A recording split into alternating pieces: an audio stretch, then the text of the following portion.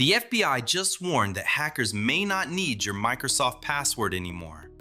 That sounds like a YouTube title written by someone who drinks energy drinks for breakfast and calls every software update terrifying. But this time, the sentence is not just drama. It is pointing at a real shift in how account takeovers work. The old phishing story was simple. You got a fake login page, you typed in your username and password, the attacker stole them, maybe they also stole your MFA code, then they tried to log in before you noticed. That still happens, constantly. But the FBI's new warning about a phishing-as-a-service kit called Kali 365 is about something a little more slippery. This is not just a fake Microsoft page asking for your password. It can involve a real Microsoft verification page. It can involve a real login. It can involve real multi-factor authentication. And if the victim enters the wrong device code at the wrong time, the attacker may walk away with something more valuable than the password, the token. That is the uncomfortable part. The password is not always the treasure anymore. Sometimes, the treasure is the little proof of access token that tells Microsoft 365, yes, this session is allowed in. And if an attacker gets that, the conversation changes. Because now the question is not just, did they steal the password? The question is, did the victim accidentally authorize the attacker? So no, this does not mean Microsoft itself was hacked. It does not mean every OneDrive account is compromised. It does not mean MFA is useless and we should all go back to writing passwords on sticky notes like Office folklore. Please do not do that. But it does mean the security story is getting more complicated. The FBI says Kali 365 can help attackers capture Microsoft 365 OAuth access and refresh tokens, bypass MFA without intercepting user credentials, and access services like Outlook, Teams, and OneDrive. That is a very specific kind of scary. Not Hollywood hacking, workflow hacking. The attacker does not need to break the front door if they can convince you to open the side door and call it normal. Chapter 1. The Token Problem. To understand why this matters, we need to separate two things people usually blur together: passwords and tokens. A password is what you know. A token is proof that a system has already decided you are allowed to do something. That sounds abstract, so think of it like a concert. Your password is like showing your ID at the entrance. The token is the wristband they give you after you are inside. Once you have the wristband, the security guard at the next checkpoint is not asking for your entire life story again. They are checking the wristband. Modern cloud systems work in a similar spirit. You sign in. You prove who you are. You maybe complete MFA. Then, the system issues tokens so you can keep using email, files, chat, calendars, APIs, and other services without typing your password every 11 seconds. That is normal. That is how usable software survives contact with human patience. The problem is that tokens are valuable. If an attacker can get the right token, they may be able to access the account without needing the original password again. In some cases, a refresh token can help them maintain access by getting new access tokens. That is why token theft is such a nasty evolution of phishing. It attacks the trust that comes after login. And Microsoft 365 is an enormous target because it is not just email. It can be Outlook. It can be Teams. It can be OneDrive. It can be SharePoint. It can be documents, invoices, internal chats, calendar invites, customer conversations, attachments, reset links, and all the boring office material that turns into gold when the wrong person has it. Email is still the skeleton key of modern life. Whoever controls the inbox can often reach everything else. That is why the FBI warning is bigger than some phishing kit exists. Kali 365 matters because it packages this kind of attack into a service. The FBI describes it as phishing-as-a-service, first seen in April 2026, primarily distributed through Telegram. That model matters, because if attackers had to build every tool from scratch, fewer people could do it. But when the infrastructure becomes a subscription, the barrier drops. Less technical attackers get pre-built phishing lures, templates, dashboards, tracking, and token capture tools. The business model is ugly, but familiar. It is software as a service, with worse morals and probably worse customer support. That is the first key idea. This is not just about one clever hacker. It is about turning account takeover into a product. Chapter 2. The real Microsoft page. The weirdest part of this attack is that the victim may be sent to a real Microsoft page. That is what makes device code phishing so uncomfortable. Device code flow is a legitimate authentication method. It exists for situations where signing in directly on a device is annoying or impractical. Think of a smart TV, a printer, a conference room device, a command line tool, or anything where typing a full password is miserable. The normal experience looks like this. A device shows you a short code. You go to a Microsoft verification page on another device. You enter the code. You sign in. Then the original device is authorized. Used correctly, that is convenient. Abused by an attacker, it becomes a trap. According to the FBI's explanation, the attacker sends a phishing email impersonating trusted cloud productivity or document sharing services. That could look like a document notice, a sharing prompt, a signing request, or some other Office-flavored bait. The message includes a device code and tells the victim to visit Microsoft's legitimate verification page. That detail is important. The victim is not necessarily typing their password into a fake site with a suspicious address and a logo copied by someone who discovered Photoshop yesterday. They may be on a real Microsoft page. They may sign in normally. They may complete MFA normally, and that is exactly the problem. Because the code did not come from their own device, it came from the attacker. When the victim enters it, they may be authorizing the attacker's session or device. Then the attacker captures OAuth access and refresh tokens. The FBI says those tokens can grant access to the victim's Microsoft 365 account, and that the attacker can then reach services like Outlook, Teams, and OneDrive without needing the password or completing more MFA challenges. This is why the headline works. Hackers don't need your Microsoft password anymore is not saying passwords magically stopped mattering.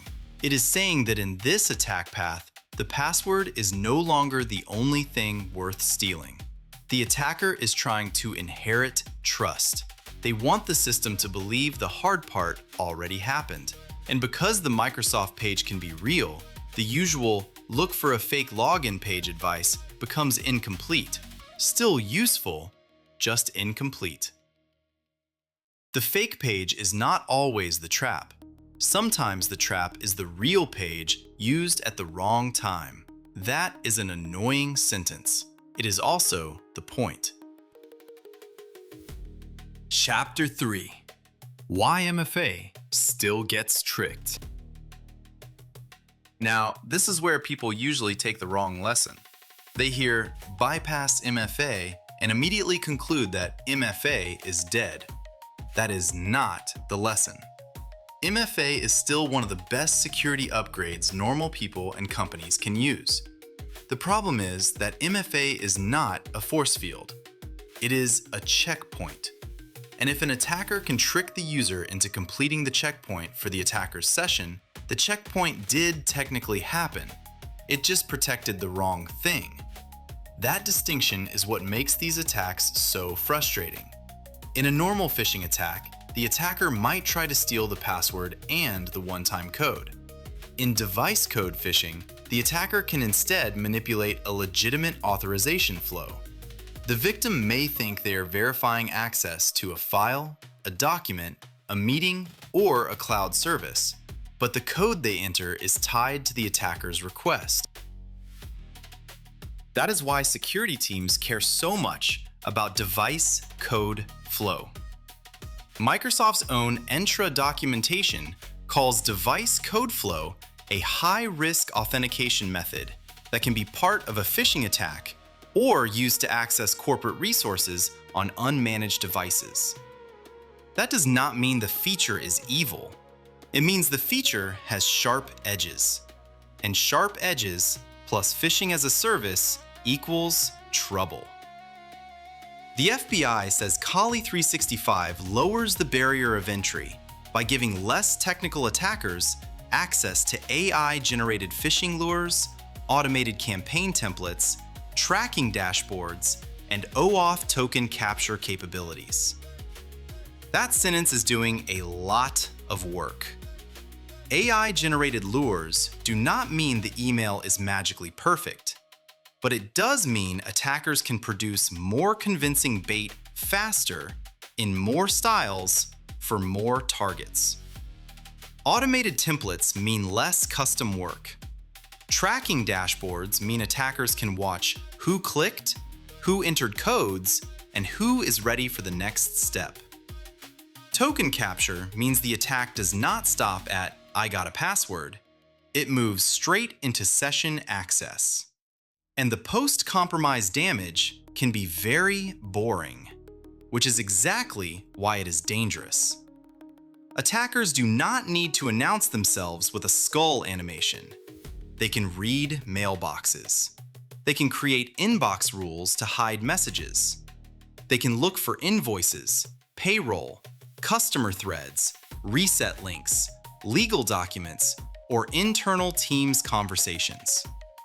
They can turn one compromised account into a more believable phishing source for the next victim. That is the nightmare loop. Use trust to steal access. Use access to steal more trust. Repeat until someone notices the room is on fire. The scary part is not that the attack is magical. The scary part is that it is mundane. It uses normal workflows, normal pages, normal prompts, and normal human impatience. That is where a lot of modern cyber risk lives now. Not in a neon hacker cave, in the boring place where someone thinks, "I need to open this document and get back to work." Chapter 4. What actually helps? So what do you actually do with this information? First, for normal users, do not enter a Microsoft device code unless you personally initiated the login and understand which device is being authorized. That is the simple rule. If an email, chat message, PDF, invoice, document alert, or random shared file tells you to enter a code at a Microsoft verification page, slow down. The page being real does not mean the request is safe. That is the new mental model. Real page, fake context. Second, if you think you were tricked, changing the password may not be enough by itself. Password changes matter, but token-based access may require revoking sessions, reviewing devices, checking active sign-ins, and looking for suspicious inbox rules or connected apps. That part is usually more of an IT or admin job, but the idea matters for everyone. The attacker might not be holding your password. They might be holding proof that a session was authorized. Third, for organizations, the FBI's mitigation is more direct. Restrict or block device code flow where possible. Create conditional access policies that block device code flow for users who do not need it. Audit existing device code flow usage first because some business processes might rely on it. Limit exceptions. Also, review authentication transfer policies where appropriate. Keep emergency access accounts out of brittle policy changes so defenders do not lock themselves out during cleanup. And if there is a suspected compromise, revoke refresh tokens and active sign-in sessions. Remove suspicious app consents. Check forwarding and inbox rules, and review sign-in logs for device code activity. And watch for suspicious logins, strange IPs, unfamiliar locations, unauthorized devices, active sessions, and account behavior that does not fit the user. This is one of those places where prevention and detection need to hold hands. Blocking risky flows helps, but so does noticing when an account suddenly behaves like it has a second life. Fourth, report it. The FBI asks affected people and organizations to file a complaint with IC3 and include useful information: phishing emails, headers, suspicious login times, IP addresses, locations, unauthorized devices, and active sessions.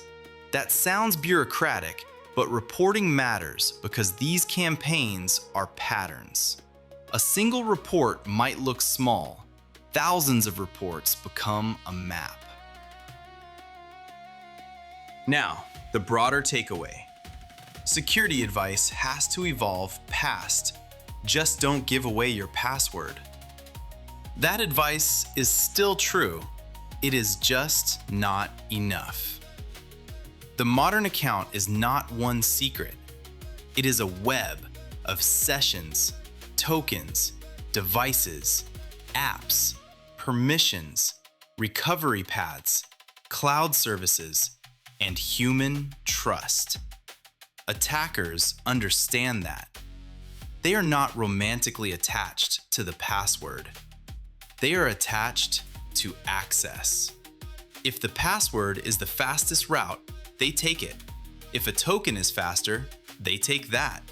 If a real login page makes the scam more convincing, they use the real page.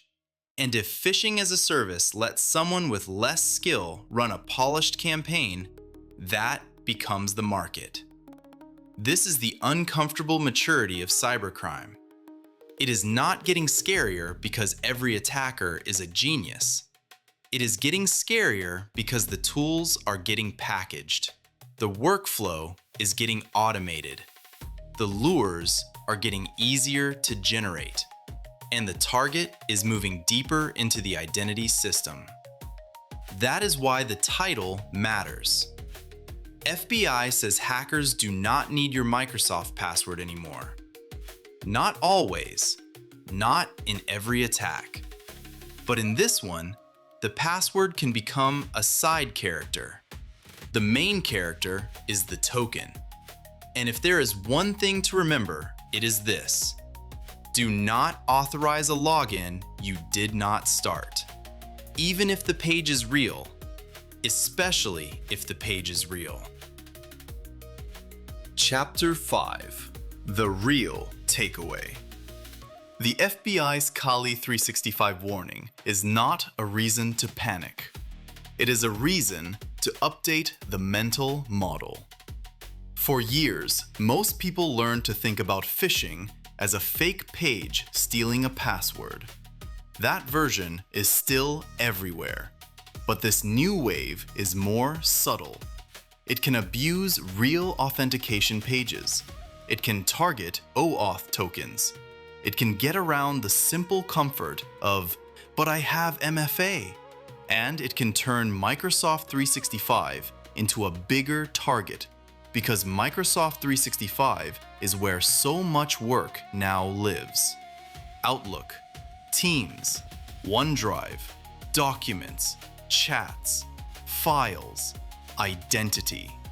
The boring Office cloud is basically civilization's filing cabinet now, and attackers have noticed.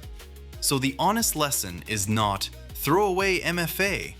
The honest lesson is MFA is necessary, but authorization context matters.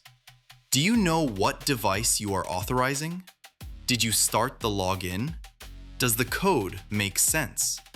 Is this request coming from a real workflow or from a message trying to rush you? That is the level where this attack lives, not in the password box, in the moment right after trust is granted. And that is why this one is worth paying attention to.